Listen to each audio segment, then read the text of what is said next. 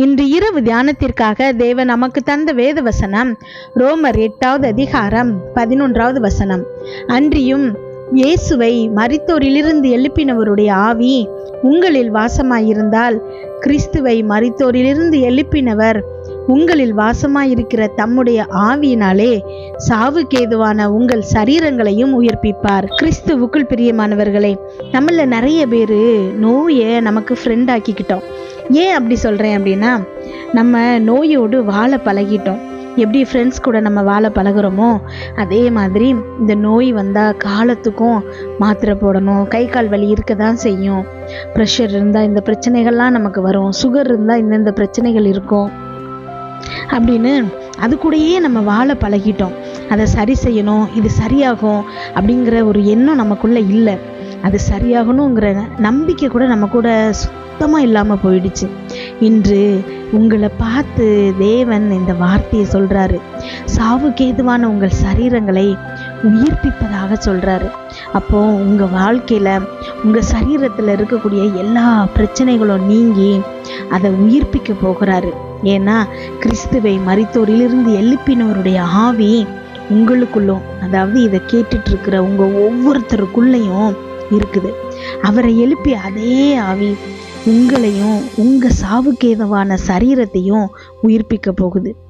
இது ஒரு சாதாரண வசனம் அல்ல, மிக மிக ஆழமான அர்த்தம் உள்ள வசனம். நாம் இதை அசால்ட்டாக வாசிச்சுட்டு போயிட்டே இருக்கிறோம். நம்முடைய சரீரம் பரிசுத்த ஆவி வாசம் செய்யும் ஆலயம் அப்படின்னு வேதத்தில் போடப்பட்டிருக்குது. எனவே அங்கே எந்த நோய் பலவீனங்களுக்கும் இடம் இல்லை. டெய்லி மார்னிங் எழுந்த உடனே சாவாமே என்னுடைய சாவுக்கேதுவான சரீரத்தை மேற்கொள்கிறது அப்படின்னு அறிக்கை செய்யுங்க.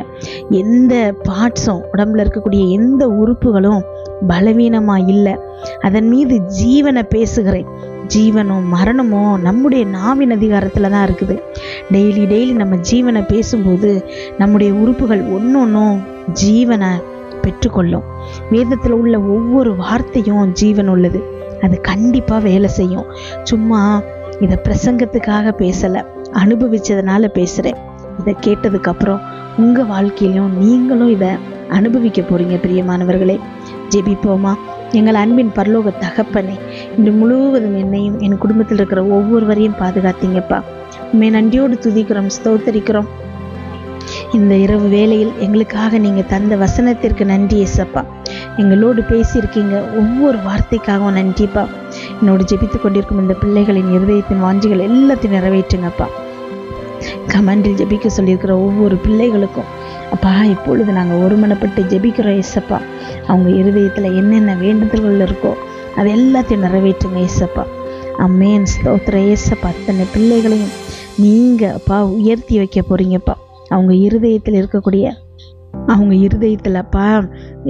அத்தனை ரிக்வஸ்ட்டும் அப்பா உண்மைக்கு நன்றி சொல்லும். நன்றி ப்ரைஸஸாக மாறப்போகுது ஏசப்பா. ஆமேன், ஸ்தோத்திரம் அப்பா. நன்றி ஆண்டவர். அப்பா அவங்க இருதயத்தில் இருக்கக்கூடிய அத்தனை வேண்டுதல்களும் அப்பா நன்றி ஜெபமாக மாறப்போகுதுப்பா. அதற்காக நன்றி ஏசப்பா.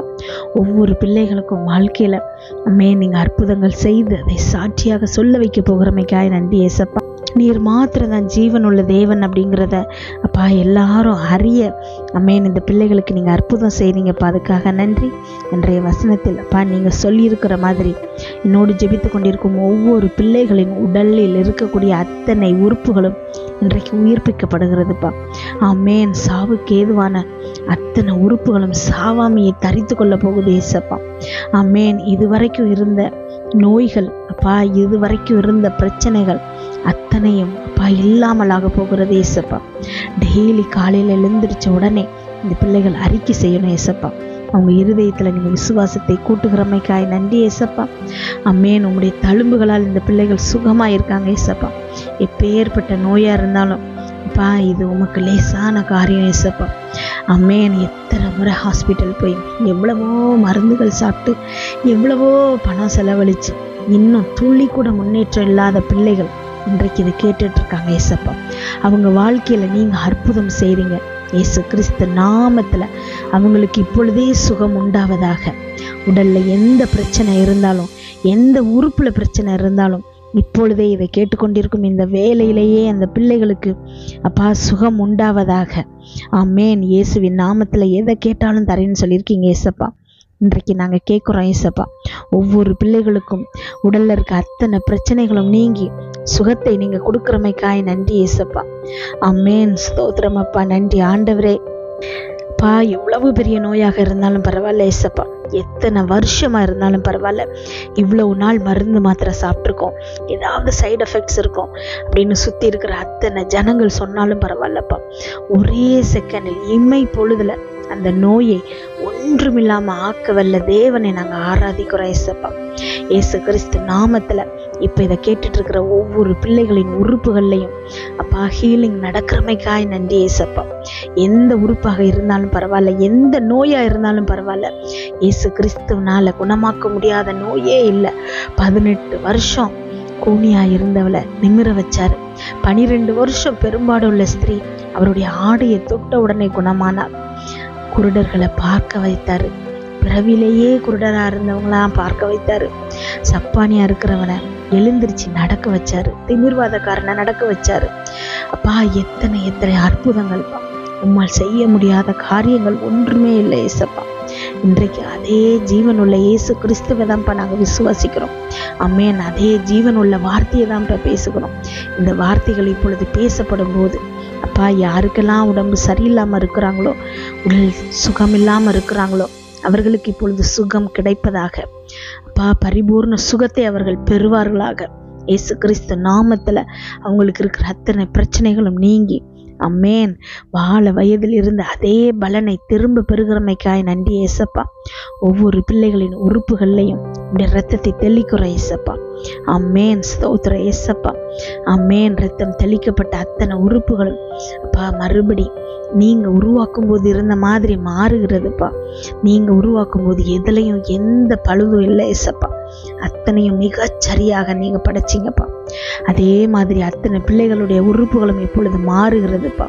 இது வரைக்கும் இருந்த வலிகள் வேதனைகள் அத்தனையும் நீங்கி அப்பா சுகமாய் தங்க பண்றீங்கப்பா. அதுதான்ப்பா உங்களுடைய விருப்பம். அம்மேன். இந்த பிள்ளைகளுடைய இருதயத்துல அம்மேன் இந்த நோய் சரியாகாதுங்கிற நினைப்பு இப்பொழுது மாறணும் ஏசப்பா. இயேசு கிறிஸ்து ஒரே நிமிடத்தில் அத்தனையும் சரி பண்ண வல்லவருங்கிற விசுவாசம் அவருடைய இருதயத்தில் இப்பொழுது துவக்கப்படணும் ஏசப்பா. நீங்க அவர்களுக்காக கிரியை பண்ணுகிறமைக்காய் நன்றி ஏசப்பா. தொடர்ந்து இந்த பிள்ளைகளை வழி நடத்துங்க. இன்று இரவு தூங்கும்போது சுகமான உறக்கத்தை கொடுங்க, நல்ல சொப்பனங்களை கொடுங்கப்பா. வீட்டை சுற்றியும் ரத்தத்தை தெளிக்கிறோம். அதிலிருந்து புறப்படுகிற வல்லமை எல்லா தீங்கு பொல்லாப்பு பொறாமை எரிச்சல் கெட்ட ஆவிகள் பில்லி சூன்ய மந்திரம் சேவனை பாவம் சாபம் நோய் விபத்து எல்லாவற்றிலிருந்து விலக்கி பாதுகாப்பதாக. நாளை காலை எழுந்திருக்கும் போது புதிய கிருபையால் தாங்குங்கப்பா. இதை கேட்டுக்கொண்டிருக்கும் ஒவ்வொரு பிள்ளைகளின் இருதயத்தையும் இந்த கிருபையினாலும் சமாதானத்தினாலும் பலப்படுத்துங்க. இயேசு கிறிஸ்துவின் மூலம் ஜெபம் கேளும் நல்ல பிதாவே. ஆமென்.